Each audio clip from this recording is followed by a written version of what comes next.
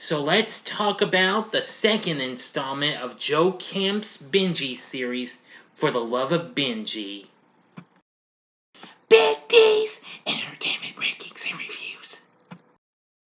So greetings my fellow YouTubers and welcome to Big D's Entertainment Rankings and Reviews.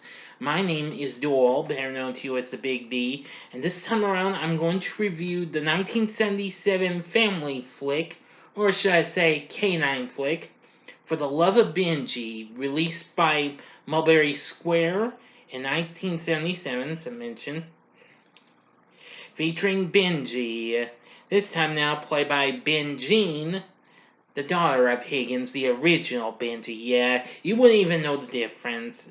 Kind of looks the same though, but don't let that fool. Just don't, Anyway, well, the lovable dog created by Joe Camp, who once again directs the film and co-wrote the story with Ben Vaughn, who was the producer of the film, brings the ever-popular canine to Athens. Yeah, and this time gets tangled up in something big. Anyway, now we start out in Athens. A secret agent named Stelios goes to an outdoor cafe where the waiter gives him newspapers and a package. The newspapers reveal that a German scientist is missing in Greece, and the package contains a photo of the dog Benji with his family. Meanwhile, in the US, Benji's family, well, unfortunately, Dr. Chapman's not with them. He's not in this, unfortunately. He is mentioned, though, as his housekeeper Mary and children Paul and Cindy are arriving at the airport on their way to the island of Crete in Greece. The children worry about their dogs, Benji and Tiffany, as they are placed in travel carriers. Cindy tells the airline representative that Tiffany has a condition while waiting to check in. Mary learns that the man behind her, Chandler Dietrich, is also headed to Crete. But then he sneaks into the employee-only luggage area, snatches Benji's carrier off a conveyor belt, drugs the dog, and imprints a code on his paw.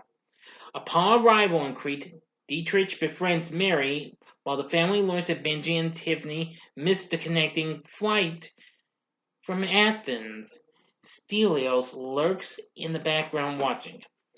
At the Athens airport, Benji and Tiffany are in their carrier stored in a luggage room when a worker inadvertently lets Benji escape. He and a British couple, Ronald and Elizabeth, chase the dog through the airport and across the runway, but Benji flees to the city. As he wanders the streets of Athens, Benji mistakes another family for his own. After several near collisions with cars, Benji retreats into ancient ruins. There he sees a stray dog gnawing a bone, and the other dog will not share. So Benji returns to the city streets, and in the marketplace, Benji steals a string of sausages and returns to the ruins to share them with the stray dog. Thus, he made a new friend. The next day, Benji returns to the marketplace, but the police capture him. Ronald and Elizabeth claim the dog and take him to their home.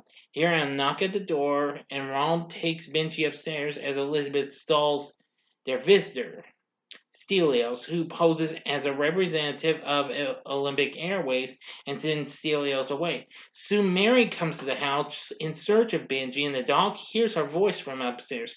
As she leaves, Benji barks at her, but a passing truck drowns out the sound. So Benji climbs outside, slides down an awning, and chases the taxi. Meanwhile, Dietrich pursues Benji in a sports car, but loses him. Alone again, Benji wanders to a hotel where he spots Mary and the kids, but runs away when he sees Dietrich. Procuring a Doberman, Dietrich tracks Benji to the ruins. Sometime later in the city, a butcher feeds Benji in his shop, and Benji takes a nap but is awakened by the Doberman barking. When Dietrich enters the shop, Benji springs from a cupboard and escapes. After spending the night in the ruins, Benji stakes out his family's hotel, but he is chased away by the doorman. Returning to the butcher's shop, Benji sees his friend talking to Stelios. But before Benji can get their attention, Dietrich grabs the dog at gunpoint. However, Stelios and the butcher release the Doberman, whom Dietrich tied up outside the shop. And Stelios follows the Doberman to find Dietrich and Benji. As the Doberman leaps at Dietrich, Benji escapes once more. The Doberman chases Benji to the ruins, but the stray dog chases him away. Benji then returns to the hotel, sneaks inside on a luggage cart, and reunites with his family.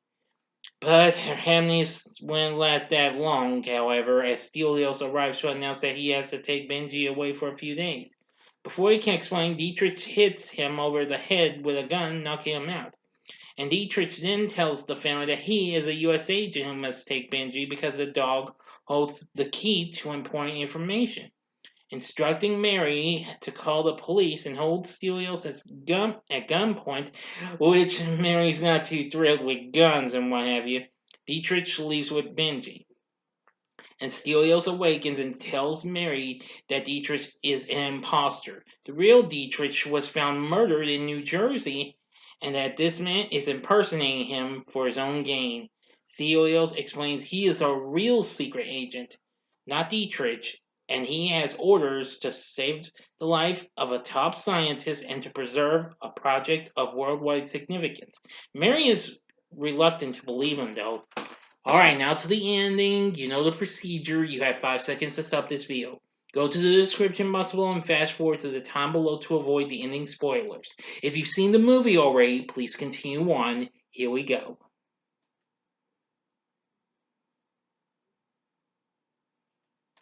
Okay, you've been warned. Okay, after that, meanwhile, the man pretending to be Dietrich takes Benji to a yacht where Ronald and Elizabeth are waiting. When the couple accuses the imposter of trying to double-cross them, he knocks him unconscious. As Benji escapes, the imposter Dietrich pursues the dog back to the hotel, which is now surrounded by police. But if that wasn't enough, seeing that the imposter is there and is holding poor little Cindy at gunpoint in the car, Benji knew what he had to do after he saw flashbacks of what happened, and even what happened in a flashback from the first movie, which I forgot about. One of his human friends. Which I think took out one guy, or he got. I'm sorry, but anyway, Benji rushes at the man, knocks the gun to the ground, and rescues Cindy as the police arrest the imposter.